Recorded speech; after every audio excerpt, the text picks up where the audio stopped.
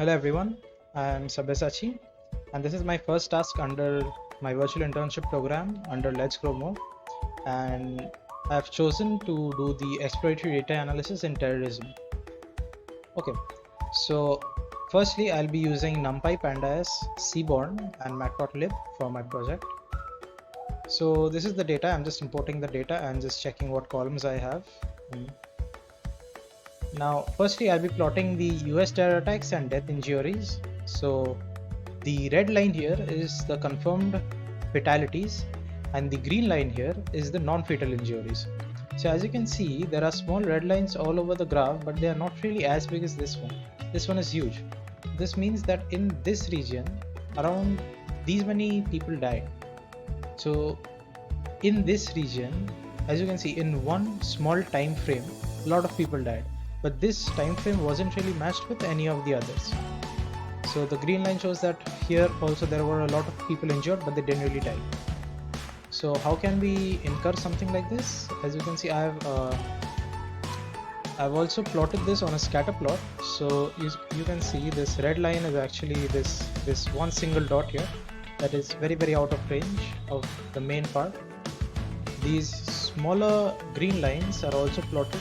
You see these ones, and these show that these are really rare conditions that happen, and the average that happens is right here in the 0 to 200 range of the 2000 wound thing.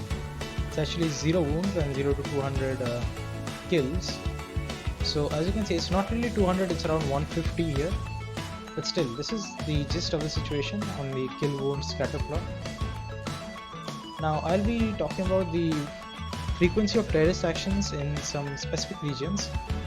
Now firstly I will go over Middle East and North Africa.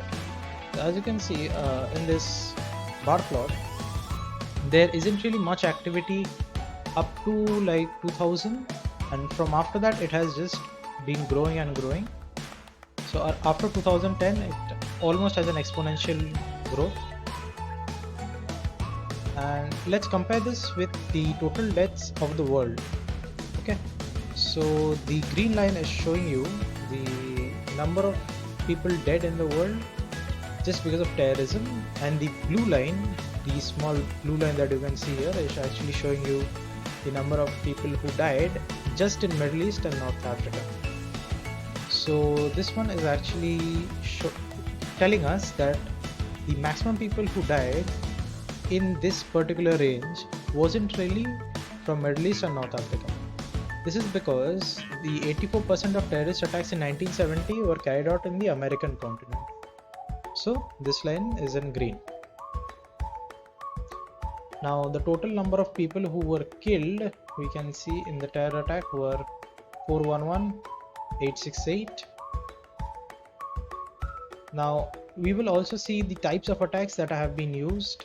So the charts are saying that the best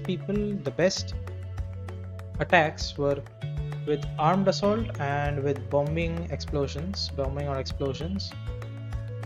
And the second most things used in types of attacks were assassinations, hostages, and some unknown other methods.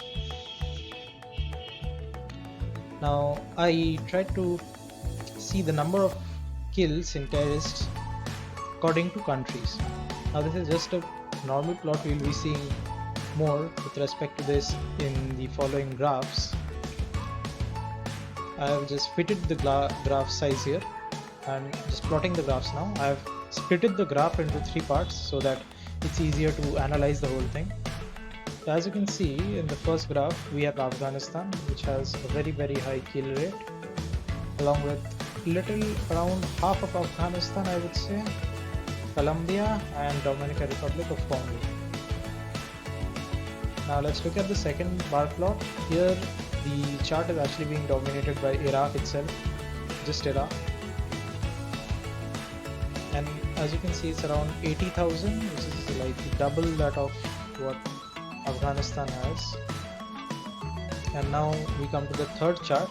This one actually has a lot more activity going on than the first 2 charts. You can see we have Somalia, we have Sri Lanka, we have Syria, we have Turkey, we have United States and Kingdom. We also have Yemen. So these were also having a lot of attacks, but as you can see, the peak here is around 16,000, which is like less than half of what even Afghanistan had. And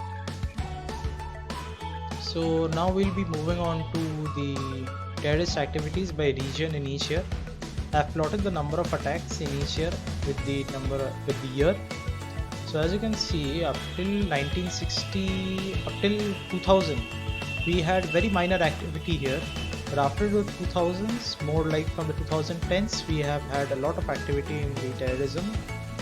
And the peaks were around 2015, 2017-ish, as you can see, middle of this. And with that, we come to the conclusion that firstly, Iraq is the country where maximum destruction has occurred. Of course, we saw it has like 80,000 deaths at peak.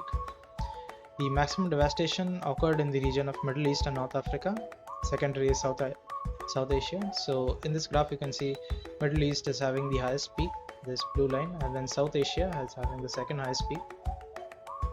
Also, maximum deaths occurred in between 2013 and 2017. As I said, between 2010 and here, it's something around 2013 and 2017-ish. And also, a large number of explosives were used. Yes, we also saw that in the attacks region, where which weapon is most used in the attacks. So we saw that bombings and explosives were one of the main things. And thank you for being with me. Meet you next time.